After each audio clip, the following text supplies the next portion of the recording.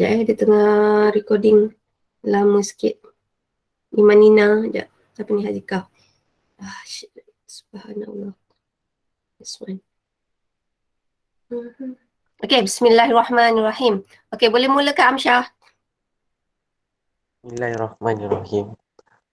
Allahumma ta'alaina hikmatak wa syur alaina min huzani rahmatik ya arhamar rahimin. Rabbi syrah lana sururana wa yassir lana umrana wahlul 'uqdatam min lisanina yafqahu qawlana. Rabbana atina fid dunya hasanah wa fil akhirati hasanah wa qina azabannar. Sallallahu alaihi wasallam Muhammad wa ala alihi wa sahbihi wasallam. Alhamdulillahirabbil alamin. Amin. Okay, Alhamdulillah. Kita ada 19 orang. Ada yang PM saya tengah buat. Korang yang dah masuk ke yang lari yang satu murid Yang satu murid satu sukan tu. Dia naik basikal yang kena merentas desa semua tu. Merentas desa yang kena jogging tu dah buat ke belum? Belum. Belum. Okay, right. Tak apalah, right. So, kumpulan cash ni siapa nak bentang? Alamak, kenapa saya hilang? Ya. Kumpulan cash, siapa nak bentang? Ada cash ke? Orang ahli pun dah tak ingat ni. Kumpulan, nanti USM, kelas UM dengan kelas UPSI, saya bagi list nama. Awak check for the last time sebelum saya nak tampal atas meja. Sebabnya awak punya meja perlu dinamakan and then korang tak boleh tukar meja walaupun yang pergi tu yang datang sekolah separuh-separuh je. So kita kena fix benda tu. So kalau ada masalah ke, kalau boleh masalah yang real lah. Bukan masalah yang entahlah. Saya nak bagi tahu saya punya kesabaran kurang tau nak layan yang tu sikit. So kalau ada masalah betul, okay saya bagi. Saya tak ada masalah sebenarnya. Okay, bismillahirrahmanirrahim. Ada ke kumpulan cash? Tak, saya tengok ahli pun korang tak ingat. Ya, kita ahli kumpulan cash ni yang langsung tak ada dalam ni. Dalam ni, bismillahirrahmanirrahim. So, kita akan mulakan pembentangan kita dengan soalan 1. So, soalan 1, ahli kumpulan 1.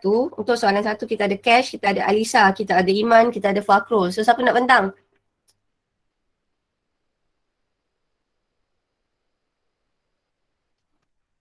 Sekejap, ada siapa dalam ni? Semua. Iman? Tak nak? Boleh cikgu. Yeah, macam tu lah. Okay, now. So Iman, saya control, awak cakap je, okay? So paling penting nak bina confident je ni. Jangan, again tau, jangan risau buat salah. Salah tu part of learning process. Daripada salah tu lah kita belajar. Okay, nak jadi lebih baik. Alright, so Iman, saya nak pakai ni PDF. PDF ni satu saya tukar dia dalam bentuk PDF sebab satunya saya boleh conteng. Iman, ni awak yang buat ke Iman? Cute. Ada sebab yang saya rasa buat, ada yang cash. Tak tahu siapa.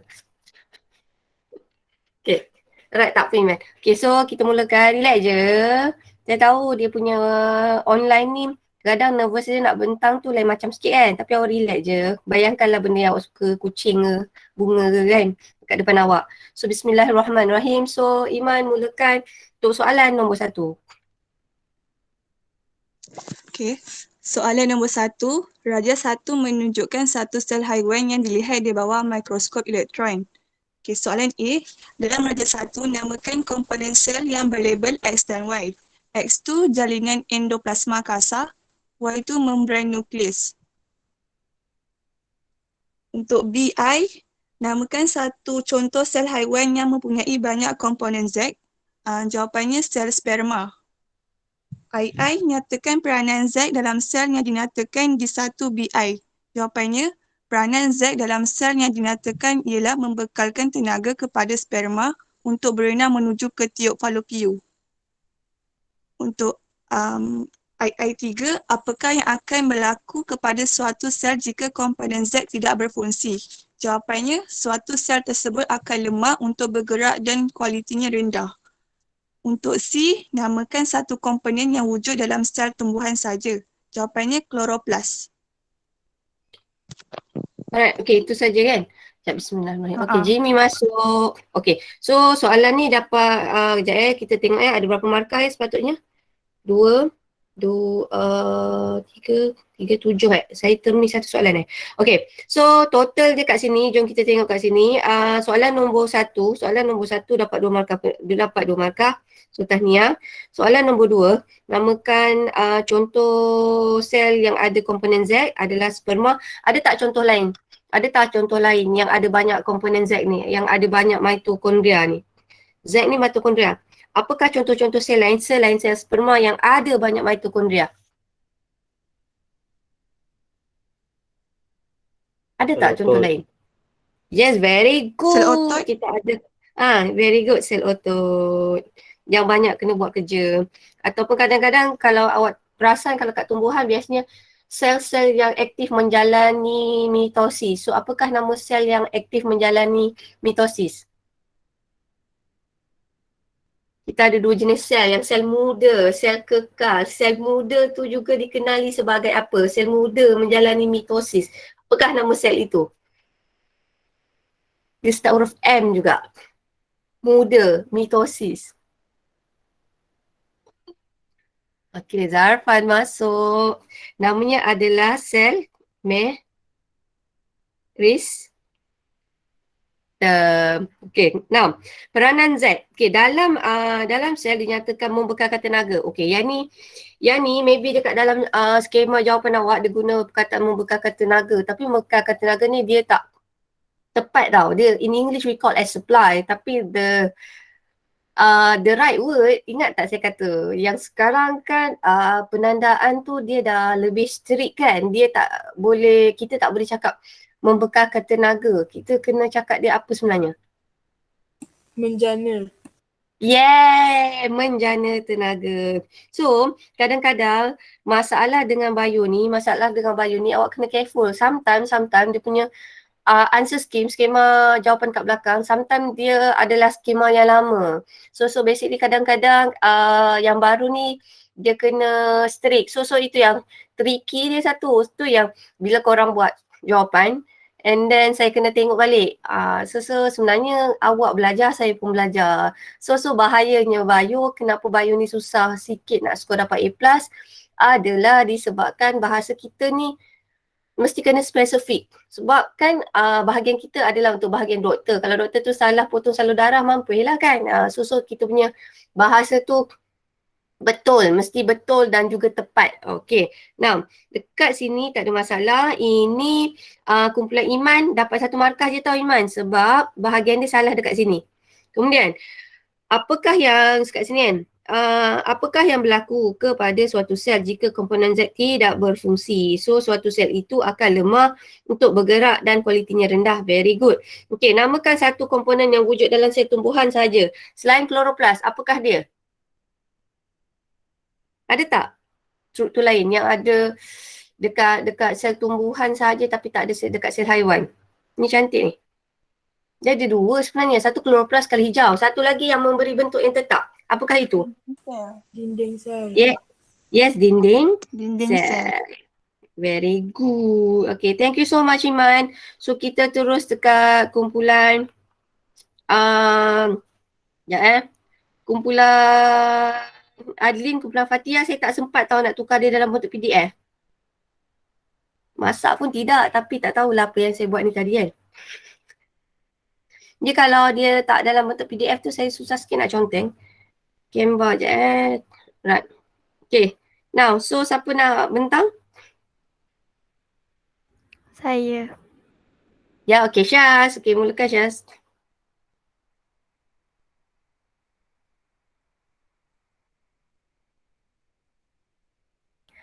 Okey, soalan 2 ni dia kata Raja 2.1 menunjukkan satu sel darah merah dalam larutan yang berbeza kepekatan. Yang M tu dia sel darah merah dalam larutan M. Yang satu tu sel darah merah dalam larutan N, iaitu larutan sukrosa 5%. Soalan A. Disuruh nyatakan istilah yang digunakan untuk menjelaskan kepekatan larutan M dan larutan N. So jawapannya cikgu buat sebelah.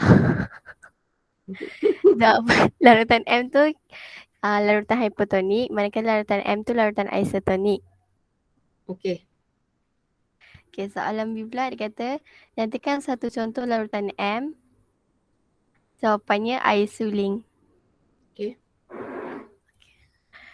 Raja 2.2 menunjukkan satu sel bawang yang direndam dalam larutan A. Terangkan apa yang berlaku kepada sel bawang itu. Okay. Sel bawang adalah hypotonik terhadap larutan A. Maka, air di dalam meresap keluar dari sel bawang secara osmosis. Vakuol mengecil dan sitoplasma mengecut. Hal ini menyebabkan membran plasma tertarik daripada dinding sel. Sel akan menjadi flasid dan dikatakan mengalami plasmolisis. Yeah, very good. Macam-macam Vita. Okay. So, kita tengok Iman punya kumpulan. Okay, which is semua betul. So, saya bagi full mark. Saya rasa tajuk ni, dia macam ni tau. Kalau korang faham, faham betul.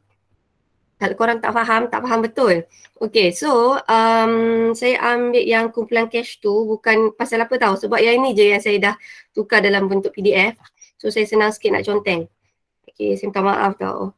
Saya cuba cari masa, saya cuba awak doakan saya Kadang-kadang tu banyak kekangan dia. Bukan je awak diduga dengan banyak syaitan, cikgu pun sama, okay? Right, so larutan M adalah larutan hypotonik. Kenapa kita tahu dia sebagai hypotonik? Sebab awak nampak kat sini dia akan jadi, yang korang nampak kat sel darah merah ni, sel darah merah tu jadi apa? Apa keadaan sel darah merah tu? First kali pemerhatian awak, apa yang awak nampak kat sel darah merah tu? Pecah. Ha? Pecah. Yes, terima kasih, pecah. So, apakah nama proses kalau sel darah merah tu pecah? Dia ada satu nama khas. Hemolysis. Woi, sedapnya makan. Hemolysis. Kalau yang ni you guys nampak dia tidak berubah. Okay, so kalau awak nampak di literature core ni kita kata, kalau saya kata apakah pemerhatian? Pemerhatian is something can be seen with our eyes. So pemerhatiannya kalaulah untuk sini, yang untuk larutan N, kita kata sel darah merah tidak berubah. Sel darah merah tak berubah. So bila kita kata sel darah merah tak berubah, awak terus understood maksudnya dekat sini. H2O, ada H2O meresap masuk, pada masa sama ada H2O meresap keluar. Dia tidak berubah ni maksudnya pergerakan molekul air keluar masuk adalah pada kadar yang sama. Ada H2O masuk, ada H2O keluar. Tapi kalau awak nampak dia pecah, maksudnya ada H2O yang meresap masuk. Bila H2O ni meresap masuk, nombor satu H2O meresap masuk, kedua dia akan kembang, ketiga dia akan pecah. Sel darah merah ni logiknya kenapa dia pecah? Katakanlah kalau dalam sel tumbuhan dia tak akan pecah, dia akan terjit, dia akan segah. Kenapa sel darah merah ni boleh pecah?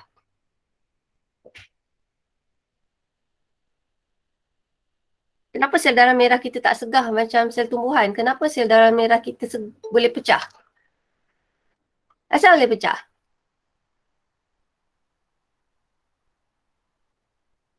Kacang je ni, tapi sebab pagi kan. Tak ada dinding sel. Oh, very good. Tak ada dinding sel. So dia pecah disebabkan tiada dinding sel. Tu je, benda tu simple je. Okey, tapi ini adalah sebab. Kalau tanya kenapa sel darah merah tu boleh pecah? Okey, sebabnya adalah disebabkan sel darah merah tu memang tak ada dinding sel, therefore dia boleh pecah. Nah, katakanlah saya kata, kenapa sel darah merah ni, katakanlah awak ingat tak, saya kata kalau awak masuk hospital, awak akan di-drip dengan larutan isotonik. Kenapa kalau orang drip tu, dia bukan letak air suling tau. Macam kalau orang dehydrated yang berik teruk tu kan. Dia akan, air yang akan masuk dalam badan kita tu adalah, kita panggil dia sebagai air isotonik. Okay, dia ada garam sedikit tapi tak ada banyak sangat. Kenapa kalau orang tu drip, dia kena di-drip dengan larutan isotonik. Kalau orang kena drip tu, dia biasanya diguna larutan isotonik. Kenapa mesti isotonik? Kenapa tak larutan hypotonik? Kenapa kalau orang kena drip, dia pakai isotonik? bukan larutan hypotonik. Why?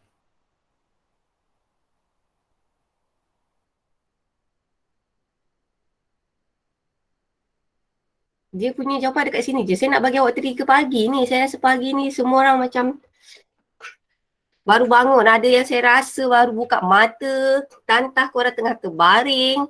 On je handphone kat sebelah. Kenapa kalau awak flat kan? Awak demam yang teruk tu kan? Awak pergi hospital kan? Doktor atau nurse dia drip awak dengan larutan isotonik, bukan hypotonik, bukan air suling. Apa jadi kalau tiba-tiba doktor tu dia masuk air suling dalam badan awak?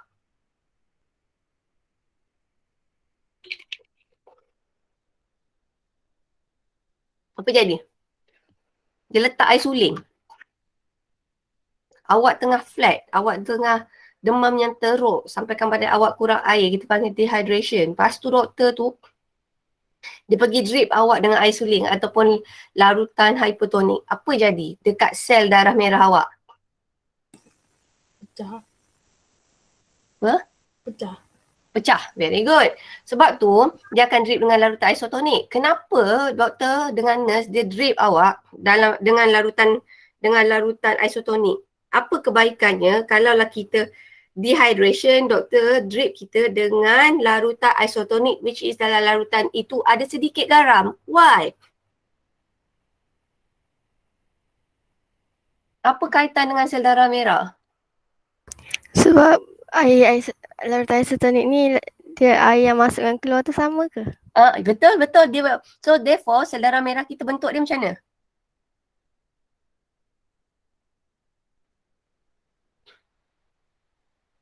Bentuk tak berubah. tak berubah. So dalam kes ni sebenarnya tak berubah ni, awak tengok bentuk sel darah merah ni kita panggil dia sebagai apa? Ingat tak? Yang dia ada macam lekuk kat tengah tu, kita kata dia tidak berubah. So bentuk asal sel darah merah ni apa? Dui Yes, cekung. very good. Okay, dui cekung. Sorry, saya minta paksa awak belanja suara walaupun semua suara orang seksi-seksi pagi-pagi ni rock-rock kan. Okay, now kita nak kata kenapa doktor drip kita dengan larutan isotonik adalah untuk mengekalkan bentuk asal sel darah merah. Apakah bentuk asal sel darah merah? Bentuk asal sel darah merah adalah dui cekung. Kenapa bentuk dui cekung ni bagus? Sebab dia boleh mengangkut oksigen yang maksimum. Contoh, katakanlah satu sel darah merah ni contoh tak, satu sel darah merah dia boleh angkut 4 molekul oksigen sekali. Satu jalan. Okey, katakanlah kalau bentuk dia berubah, so maybe dia angkut molekul oksigen tu mungkin sikit, mungkin satu. So senang kata macam ni, kesimpulannya, sel darah merah ni bentuk dia dui cekung adalah disebabkan bila dia bentuk dui cekung, dia boleh menambahkan luas permukaan. Bila dia menambahkan luas permukaan, maksudnya lebih banyak molekul oksigen boleh diangkut oleh satu sel darah merah. Sebab tu bila orang sakit, dia akan drip dengan larutan isotonik. Sebab kita tak nak mengubah bentuk sel darah merah. Sebab kalau bentuk sel darah merah tu berubah, dia akan mengganggu pengangkutan oksigen dalam badan kita. So far boleh faham tak sampai sini? Soalan ni kenapa saya asyik terang, sebab soalan ni dia boleh masuk soalan aplikasi. Boleh faham tak kenapa sekarang doktor drip dengan awak mesti larutan isotonik? Faham kan dui cekung? Thank you Huda, saya tak perasan tu. Okay, so again, kenapa Tuhan jadikan sel darah merah kita dalam bentuk dui cekung? Sebab dia nak mengangkut banyak molekul oksigen. Jika kita di drip dengan air suling, dia akan menyebabkan bentuk darah merah tu akan berubah. So bila bentuk berubah, so dia akan mengganggu pengangkutan oksigen atau pertukaran gas. Okay, now yang ni. Yang ini kita kata sel tidak berubah. Yang ini senang je, awak tengok pada sini apa akan jadi pada sel bawang itu. Sel bawang ini kalau tengok daripada gambar, dia akan menjadi flaccid. Ini satu markah. Kenapa subsel adalah hypotonik? Okey, subsel adalah hypotonik berbanding keadaan luar. Okey, molekul-molekul air akan meresap keluar. Tengok subsel adalah hypotonik berbanding. Assalamualaikum Adam, thank you so much join the class.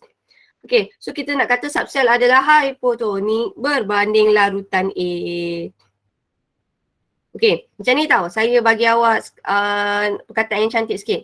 Kenapa saya kata subsel adalah hypotonik? Saya tambah dengan berbanding dengan larutan A kat belakang. Kenapa saya tambah ni? Sebab hypotonik, isotonik, hypertonik adalah larutan bandingan. Bila dia larutan bandingan, you have to compare with something. Maksudnya subsel adalah hypotonik berbanding larutan A. Ataupun kalau awak nak buat ayat lain, awak kata larutan A adalah larutan hypertonik. Pun boleh. Sebab kat sini kita tak guna perkataan larutan, kita guna hypotonik. So senang kata saya ajar awak je, hypotonik, kalau guna perkataan hypotonik, awak bandingkan dengan mana. Sebab sebenarnya larutan ni kita panggil dia adalah larutan bandingan. Awak bandingkan dengan persekitaran luar. Okay. Nah, molekul-molekul air akan meresap keluar ni. Tadi dah osmosis berlaku. So, bila osmosis ni berlaku, dia menyebabkan membran plasma bergerak menjauhi dinding sel. Hal ini menyebabkan vakuum mengecut. So, very good 3 markah.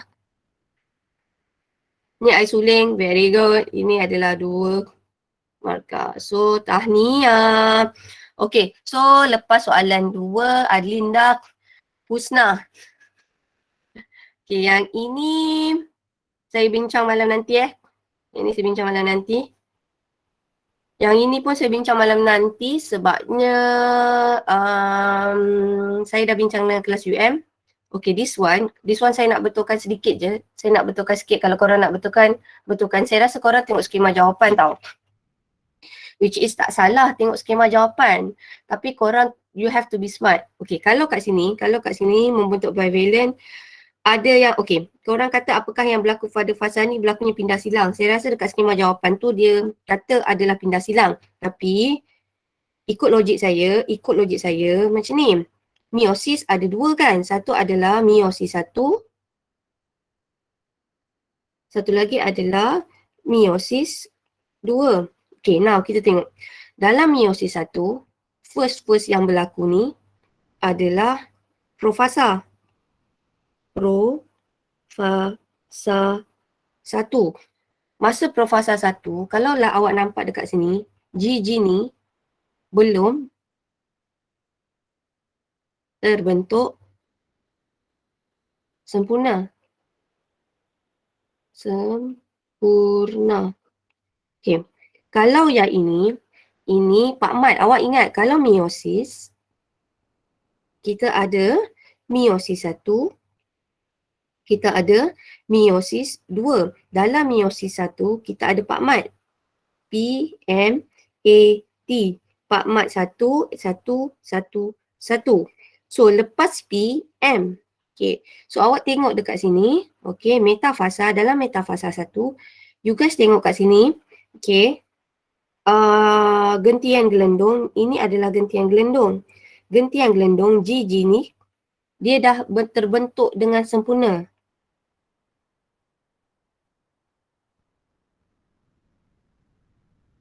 Kalaulah GG tu belum bentuk dengan sempurna, okey, dia baru nak terbentuk, ini adalah untuk profasa 1.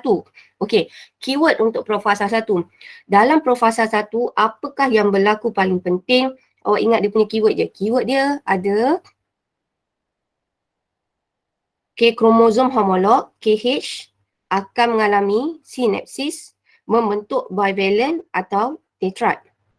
So keyword dia pertama adalah kromosom homolog, kedua adalah sinapsis, Irdina, ketiga adalah bivalent atau nama lain dia tetrad, keempat adalah pindah silang, lepas pindah silang, okey, kelima dia ada perkataan kiasma. Keenam dia akan, saya tambah sikit, dia akan menghasilkan gen atau baharu ni, ini adalah akan menghasilkan variasi.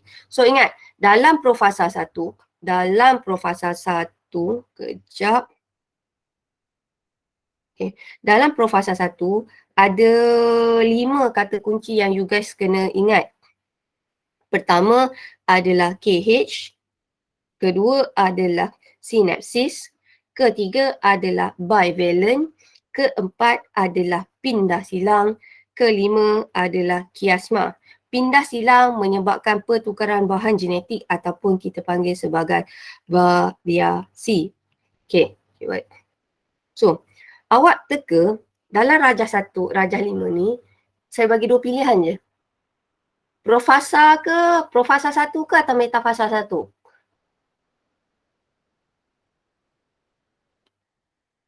Profasa 1 atau Metafasa 1? Daripada gambar, tengok nota ni kan? Okay, ini nota daripada buku teks. So, awak teka gambar kat tepi tu Rajah 5 ni kan? Rajah 5 ni mana satu? Adakah jawapannya yang sesuai? Yang betul. Metafasa 1 ataupun Profasa 1. Cuba awak compare, ini nota dalam buku teks. Compare dengan Rajah 5. Okey, simpan dalam hati dulu kejap. Kejap tau, Fat. Saya tahu Fatihah rajin. Kita buat pull out. Rajah 5. Rajah 5. So, jawapan dia sama ada Profasa 1. Ikut berdasarkan ni. Bukan tengok jawapan kat belakang. Salah pun tengok jawapan kat belakang. Awak jangan risau. Cuma kadang-kadang ada satu salah sikit je. Tapi kenalah betulkan kan. Sebab saya tahu. Launch. Okay, so cuba jawab. Rajah 5 kat sebelah ni kan. Awak rasa dia Profasa 1 atau Metafasa 1? Baru 4 orang yang vote.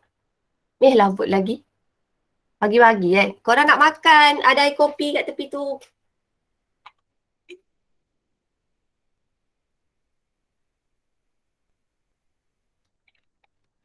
Okay. Now, kita belajar ni sebenarnya bukan je suruh awak nak lulus exam. Sebenarnya, kenapa awak belajar biokimia fizik?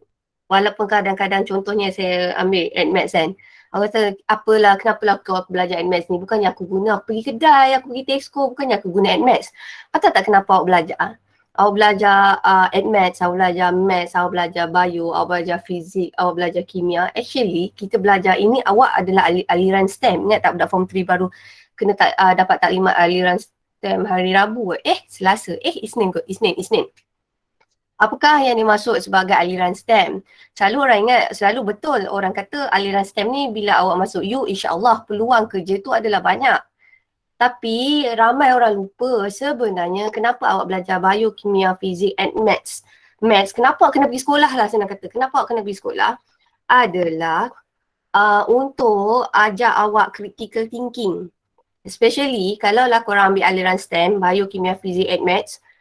Kita belajar, kita ajar otak kita berfikir untuk menyelesaikan masalah. Ingat tak saya kata, zaman sekarang bukan kita nak lahirkan ramai pekerja-pekerja mahir sahaja. Sebenarnya kita nak lahirkan ramai orang yang boleh berfikir. Critical thinking. Sebab kalau korang ada critical thinking yang bagus, kalau korang ada masalah nanti in the future, kalau korang kerja nanti, kalau korang dah kahwin nanti, korang dah jadi parents nanti, kalau you guys ada critical thinking yang bagus, cara berfikir bagus, even though korang ada masalah macam mana sekalipun besar, korang akan insya-Allah akan dapat jalan keluar. You know how to solve the problem. Actually, korang belajar adalah untuk train otak awak untuk belajar critical thinking. Alright, sebab tu kalau awak perasan, kalau orang tak belajar bio, perasan tak? Dia orang kata apalah susah bio. Baca je. Tapi kalau korang belajar bio, korang rasa ya Allah, cikgu ni tak henti-henti bertanya. Asyik tanya je kenapa. Perasan tak? Ke korang tak kisah? Okay, so again tau, bila korang belajar, again tau, saya ingatkan awak selalu. Saya ingatkan banyak kali, sebenarnya korang belajar adalah korang nak train otak awak berfikir untuk critical thinking.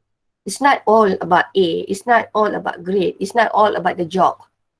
It's about learning process yang boleh train otak awak berfikir, dan jika awak ada masalah in the future, bila otak kita ni adalah, saya nak kata IQ awak ni adalah variasi selanjar. Maksudnya dia dipengaruhi oleh genetik dan juga dipengaruhi oleh persekitaran. Kalau kita selalu train otak tu selalu kita train untuk critical thinking, sebenarnya lama-lama dia akan sharpen your brain tau, your mind. So sebab tu awak kena selalu berfikir.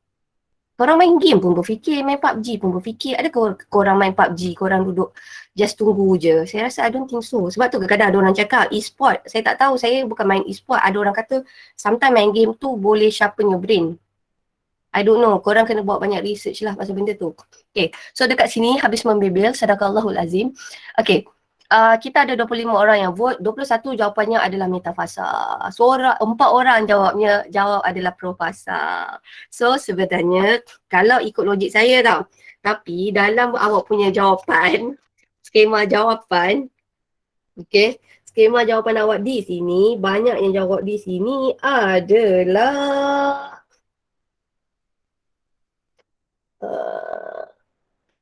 tapi jawapan dia metafasa. Wajar ada yang jawab macam profasa Okay, so jawapan yang betul adalah metafasa. So saya ulang lagi sekali tau. Profasa macam ni. Okay, profasa macam ni.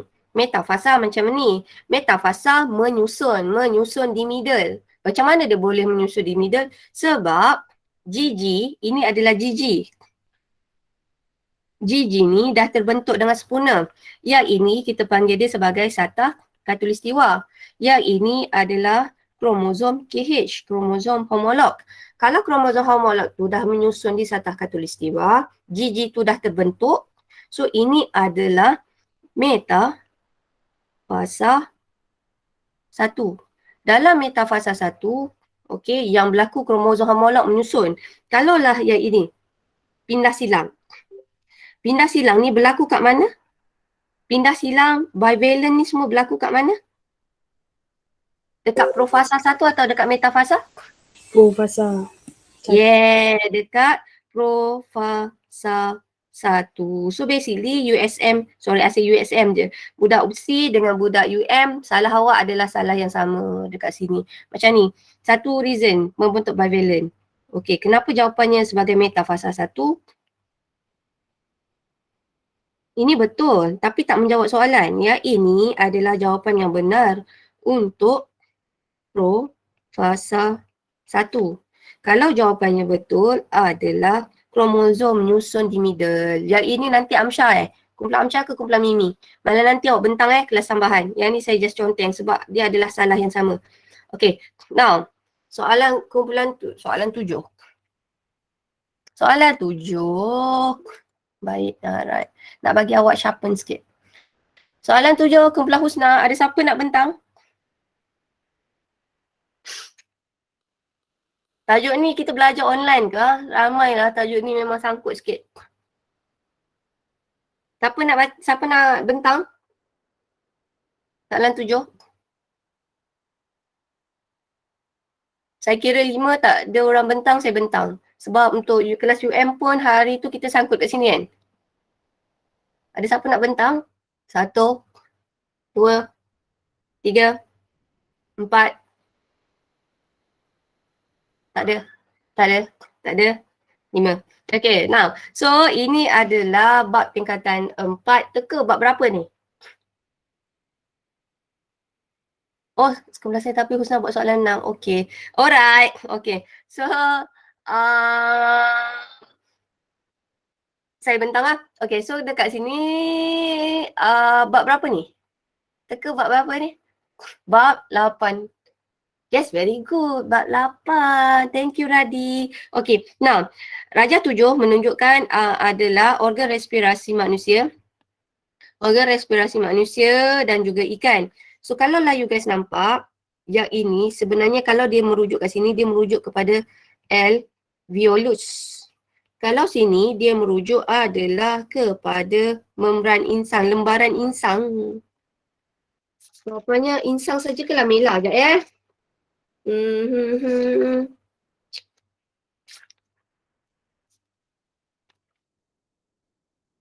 Insang. Okay, jawapannya sini adalah insang. So senang kata, apakah persamaannya? Persamaannya awak nampak dia ada jumlah luas permukaan perisi padunya adalah besar. So saya ambil sini lah. Saya rasa banyak yang sangkut tajuk ni. Saya terus ambil nota. Ni, Bismillahirrahmanirrahim. So ini adalah dalam bab 8. Dalam bab 8 kita cerita pasal sistem struktur respirasi. Sebelum saya masuk lagi dalam, apakah kepentingan proses respirasi? Apakah itu respirasi? Kalau respirasi je awak rasa apakah yang dimasukkan dengan respirasi? Apakah kepentingan proses respirasi ni?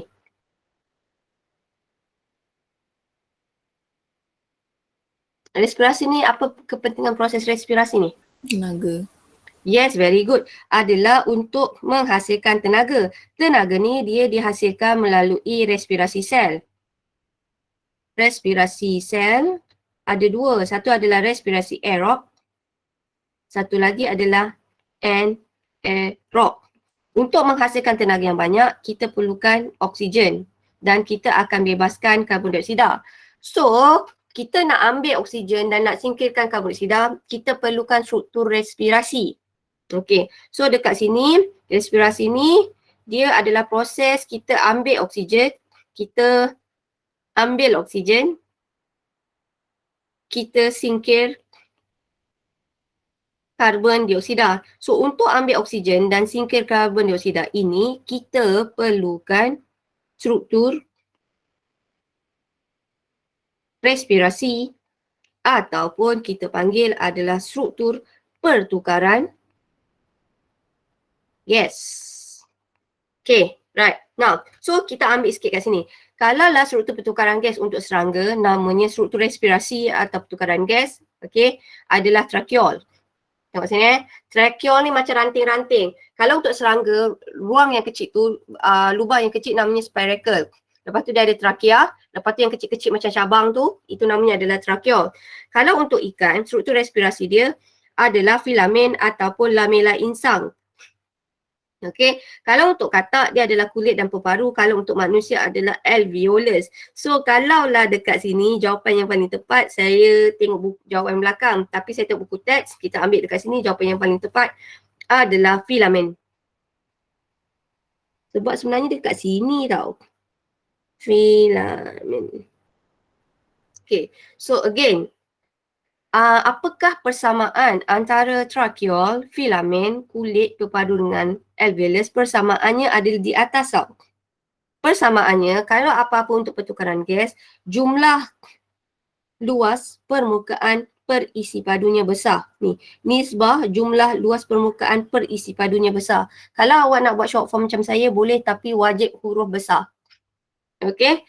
Now, kemudian apa lagikah persamaan antara tracheol, filamen, kulit, peparu dan juga alveolus? Persamaan lain dia adalah nipis, hanya setebal satu sel.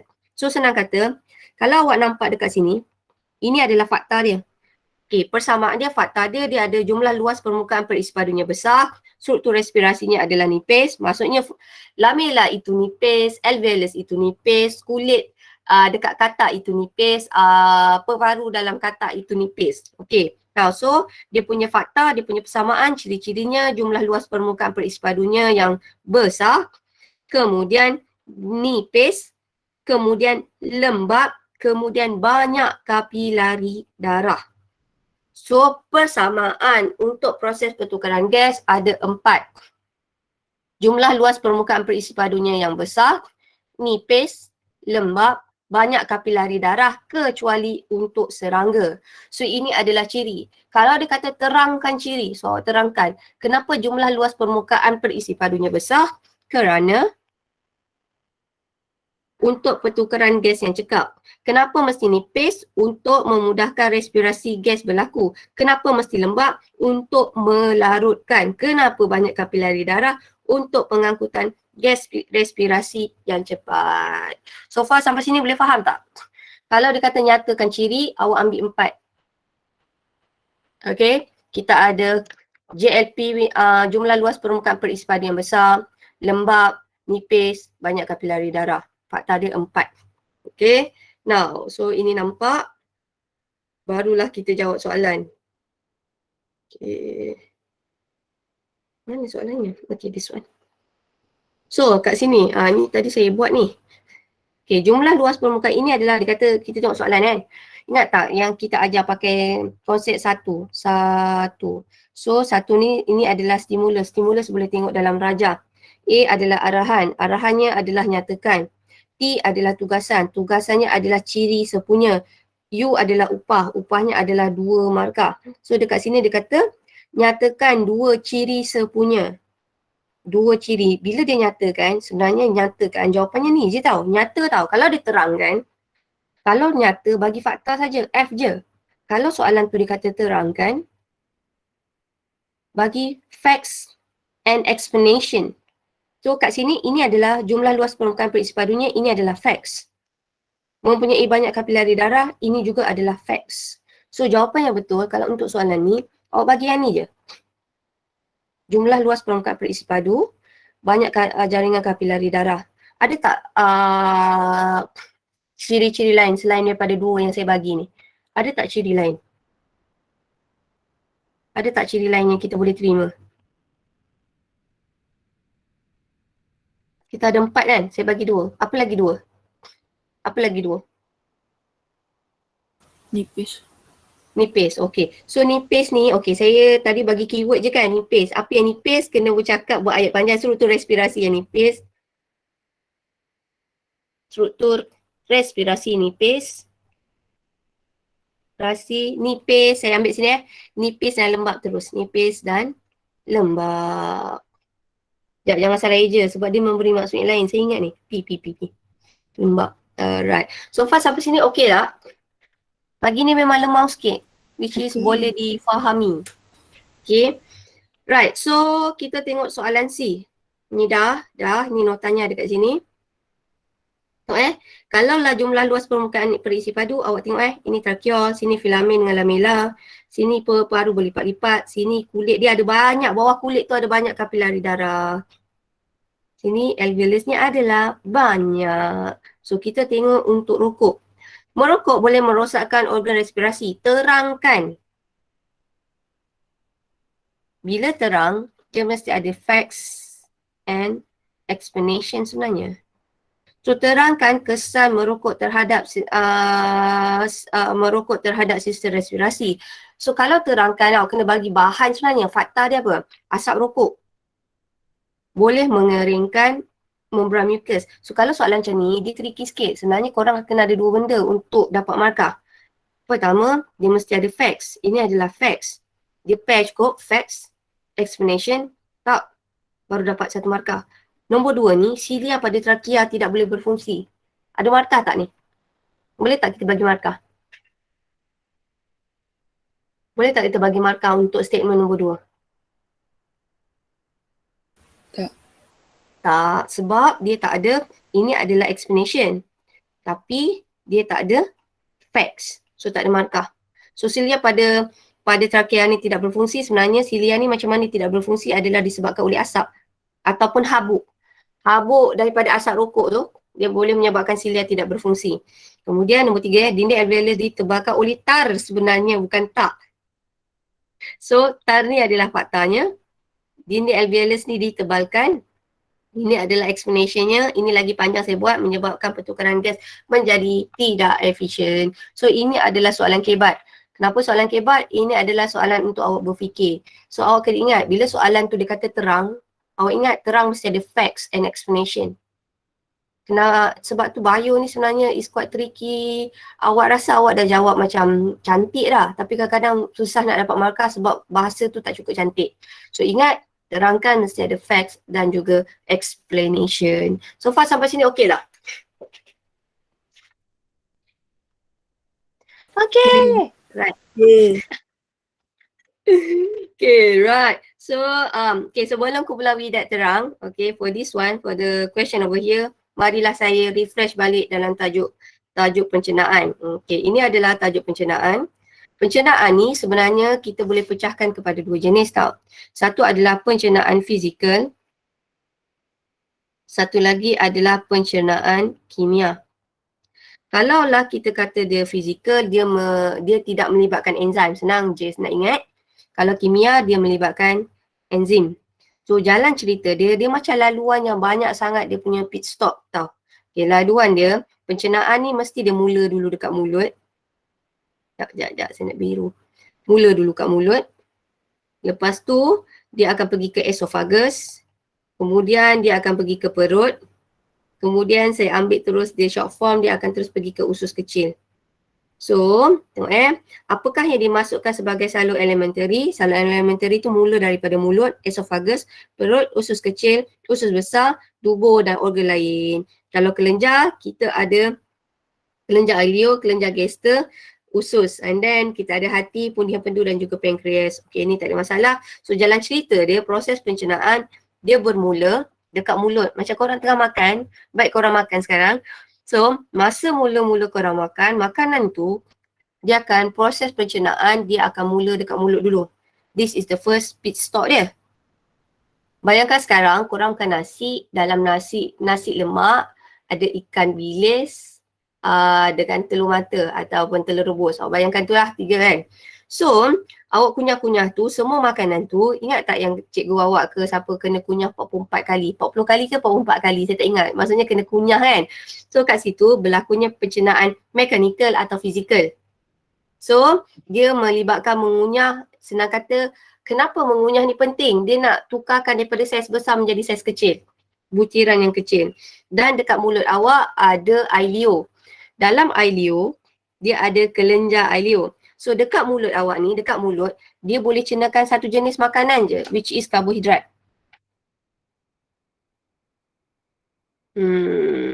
Kenapa karbohidrat je? Sebab kat mulut kita hanya ada satu je jenis enzim untuk substrate karbohidrat sahaja. So dekat mulut ni, dia ada kelenjar, namanya kelenjar ileo. Kelenjar ileo ni boleh memecahkan. Mesti perkataan dia memecahkan atau menghidrolisiskan, jangan cakap tukar. Dia boleh memecahkan kanji menjadi maltosa. Kemudian makanan tu dalam bentuk bolus, which is bulat-bulat begini. Okay, and then dia akan lalu awak punya esophagus melalui proses peristalsis. Lepas tu awak proses peristalsis ni berlaku smooth je. Kenapa?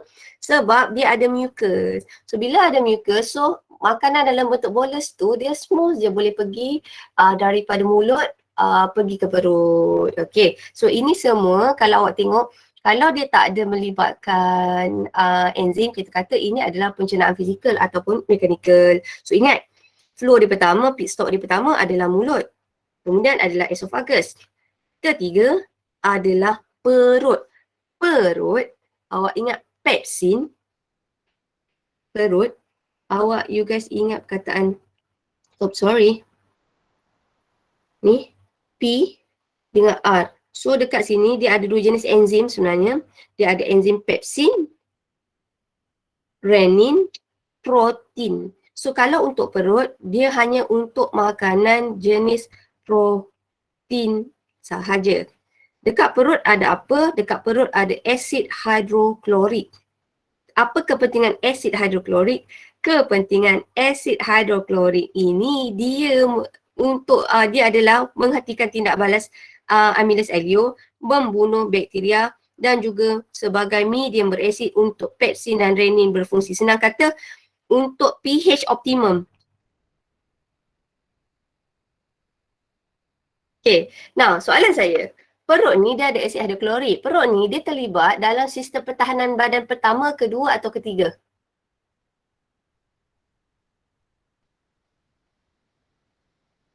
Ingat tak sistem pertahanan badan kita bab 11? Sistem pertahanan badan kita yang pertama ke, kedua ke, ketiga?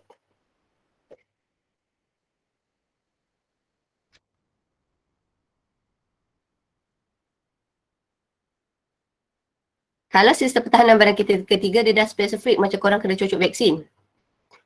Kalau kedua dia melibatkan proses fagositosis. Dia dah melibatkan sel darah putih.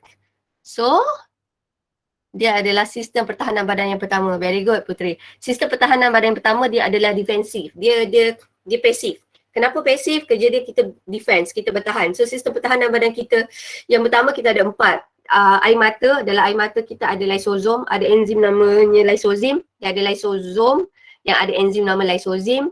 Kemudian dia ada membran mucus. So senang kata kalau korang isap rokok tu pun kan, korang keringkan membran, korang boleh hilangkan sistem pertahanan badan yang pertama. Ketiga adalah HCl dalam perut kita. Keempat adalah pembekuan darah, proses pembekuan darah. Kalau kita pembekuan darah kan, kalau korang luka lepas tu dia akan kering tu kan, itu adalah sistem pertahanan badan yang pertama. Maksudnya untuk mengelakkan daripada mikroorganisma tu masuk dalam badan atau patogen. So sistem pertahanan badan pertama kita ada 4. So perut ini adalah termasuk dalam sistem pertahanan badan pertama. Kenapa? Dia boleh membunuh bakteria. Now, selain daripada HCl, yang ini korang baca balik. Ini dalam buku teks awak dan ini lebih detail berbanding buku teks yang lama. Dia nak cerita ini adalah perut. Ingat tak saya kata pepsin and renin sebenarnya kita bukan masukkan dia sebagai enzim intrasel. Pepsin and renin sebenarnya adalah enzim extrasel. Maksudnya digunakan tempat lain, dihasilkan tempat lain. Now, awak tengok kat sini tau. Ini adalah jus kester. Okay, awak tengok kat sini, kita punya perut ni dia ada sel epithelium. Sel epithelium ni awak pecahkan kepada utama, kita pecahkan kepada parental, kita pecahkan kepada mucus. So epithelium ni awak boleh pecahkan kepada PUM, pum. Dia ada parental, dia ada utama, dia ada mucus. So dekat sini, yang mana satu yang akan menghasilkan enzim? Yang hasilkan enzim adalah utama. Parental yang hasilkan asid hidroklorik. Kalau mucus menghasilkan mucus. So senang kata, sel utama hasilkan enzim. Okay, tapi digunakan kat tempat lain. Sebab tu pepsin and renin. Pepsin dan renin, kita tak panggil dia sebagai enzim intrasel. Pepsin and renin ni juga kita kenali sebagai enzim extrasel. Maksudnya buat dekat sel utama, guna dekat tempat lain. Okey, so ini adalah perut. Lepas perut sebenarnya, lepas perut adalah duodenum. Duodenum dibantu oleh pankreas dan juga hati. So yang ini you guys boleh baca sendiri. Dekat duodenum, okey, ingat tak duodenum ni dia ada best friend yang paling baik, BFF dia paling baik, namanya pankreas. So pankreas ni hasilkan enzim yang namanya LAT. LAT, LAT. So kita ada enzim untuk lipase. Ya. Lipase. Kita ada enzim untuk amylase. Amylase ada dua tempat tau. Satu lagi adalah trypsin. Senang kata, katakanlah korang makan nasi sekali, kunyah sekali terus telan. Lepas tu ada nasi-nasi kanji tu yang tak sempat dicernakan dekat mulut, dia akan dicernakan dekat duodenum. Tapi maksud saya, janganlah korang buat macam tu. It's not good for you. Dia tak bagus untuk awak. Janganlah awak kata, macam mana? Kan saya ajar, saya kata dekat duodenum pun nanti ada berlakunya pencernaan kanji. Alah, tak payahlah kunyah banyak kali. Nanti nasi tu dekat duodenum pun akan dipecahkan juga. Which is tak bolehlah juga begitu. Sebenarnya lagi elok awak pecahkan punya molekul lah kan. Nanti kalau tak lagilah teruk, dia akan menyebabkan tercekik. Okay, so awak ingat, duodenum ni saya nak bayangkan duodenum ni macam ni tau. Ini adalah duodenum. Senang kata, usus kecil awak terdiri daripada 3. Duodenum, jejunum, ileum. Yang paling famous adalah duodenum. Saya rasa saya salah eja ni. Duodenum. Kemudian kita ada ileum. Duodenum ni pula, duodenum ni dia ada satu kekurangan. Lapisan dinding duodenum ni tak boleh hasilkan enzim. Dia tak boleh hasilkan enzim. Enzim tak boleh dihasilkan. So dia ada best friend dia yang sangat baik yang boleh melengkapi dia walaupun dia tak boleh hasilkan enzim. Dia ada 2 orang BFF yang sangat baik, which is hati dan juga pankreas. So hati dengan pankreas ni, dia akan tolong this one. Ni, duodenum.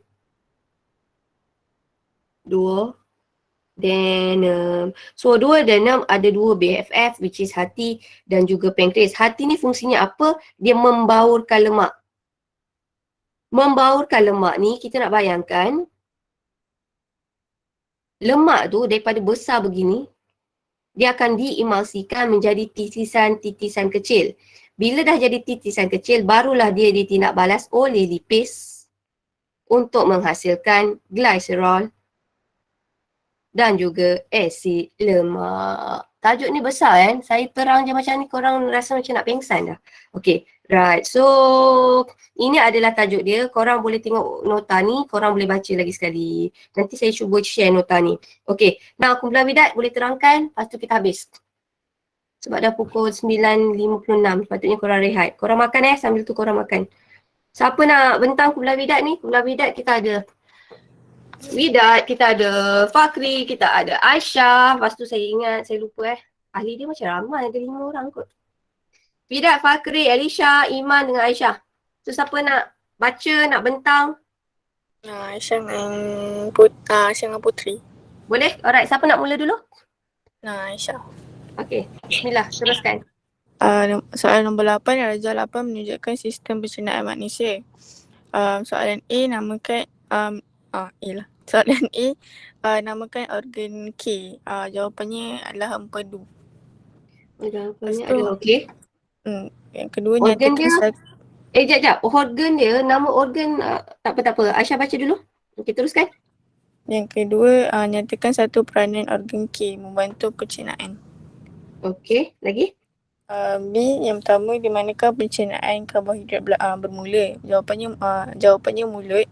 Yang kedua, terangkan secara ringkas pencernaan karbohidrat di dalam bahagian yang dinyatakan di 8B. 1. Pencernaan karbohidrat bermula di dalam mulut. Kelenjar liur di mulut menghasilkan air liur yang membantu melembabkan makanan.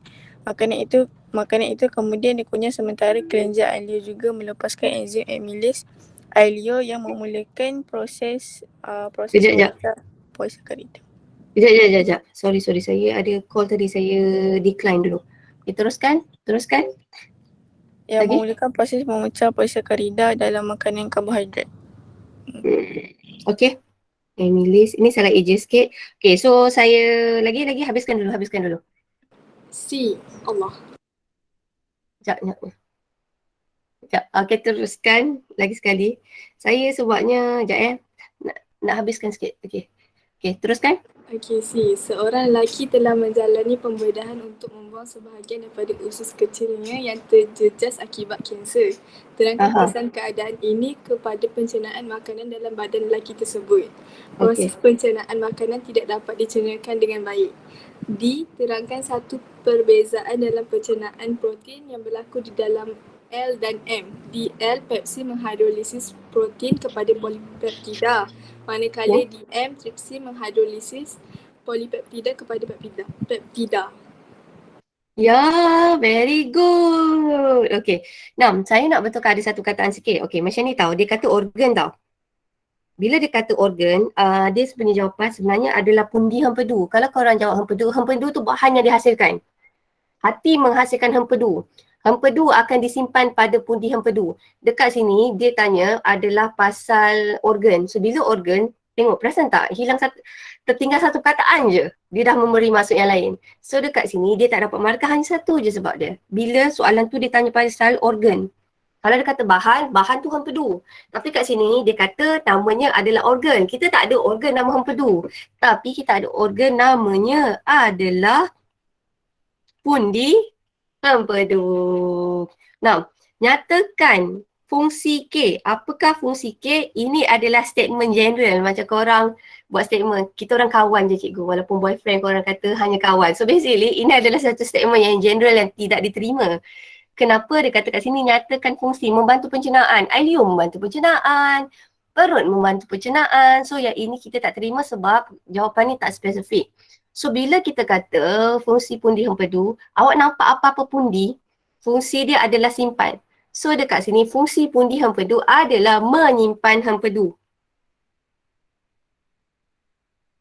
Okey, menyimpan hempedu. Awak ingat tak macam ni tau? Kenapa menyimpan hempedu? Kenapa mesti ada pundi hempedu? Macam ni nak cerita. Hati akan menghasilkan hempedu. Hempedu akan disimpan di pundi hempedu. So senang kata bila awak tengah makan lemak, so hempedu tu akan terus dirembeskan. Maksudnya tak payah tunggu hati. So maksudnya kalau orang dia punya pundi hempedu kena buang, bila dia makan lemak tu lambat untuk dipecahkan. Kenapa? Untuk dibaurkan. Kenapa dia kena tunggu hati dulu hasilkan? Senang kata macam ni, hati tak boleh nak hasilkan directly zap. Korang tengah makan katakanlah ayam goreng, nak pecahkan lemak. Hati tu bukan terus menghasilkan hempedu. So lemak tu, ayam goreng tu kena tunggu kejap. Untuk hati tu hasilkan hempedu. Barulah boleh dibaurkan lemak tu. Tapi bila kita ada pundi hempedu, so hempedu tu akan terus dirembeskan dekat ayam goreng tu, so terus dipecahkan. So ini adalah soalan kebat juga. Macam saya rasa awal asyari dia tak ada pundi hempedu sebab dia ada kristal kat situ, dia kena buang. So apa kesannya? Kesannya dia kena kontrol makan lemak tu. Kenapa? Sebab hempedu tu tak boleh dihasilkan cepat. Okay, so basically kalau dia makan benda yang lemak, so dia lambat untuk dicernahkan. Okay, so seterusnya, so saya minta maaf saya ambil masa awak ni sikit. Okay, now ini adalah perut. Kat sini dikatakan dekat sini adalah terangkan secara ringkas pencernaan karbohidrat. Terangkan secara ringkas pencernaan karbohidrat yang berlaku di bahagian A. Pencernaan karbohidrat bermula di mulut, di air liur, okay, untuk membantu untuk melembabkan. Yang ini saya rasa tak ada masalah kot. This one is it? No, tadi adalah yang ini. Ya, this one. Inilah. Ini jawapannya. Kemudian yang ini pun tak ada masalah. Terangkan, okay. Seorang lelaki menjalani pembedahan untuk membuang sebahagian daripada usus kecilnya terjejas akibat kanser. Terangkan kesan keadaan ini kepada pencernaan makanan badan lelaki tersebut. Proses pencernaan tidak dapat dicernahkan dengan baik. Usus kecilnya. Proses pencernaan tak. Ini baru fakta ni. Dekat sini dia buat pencernaan dengan baik kerana tiada proses hidrolisis makanan tidak berlaku.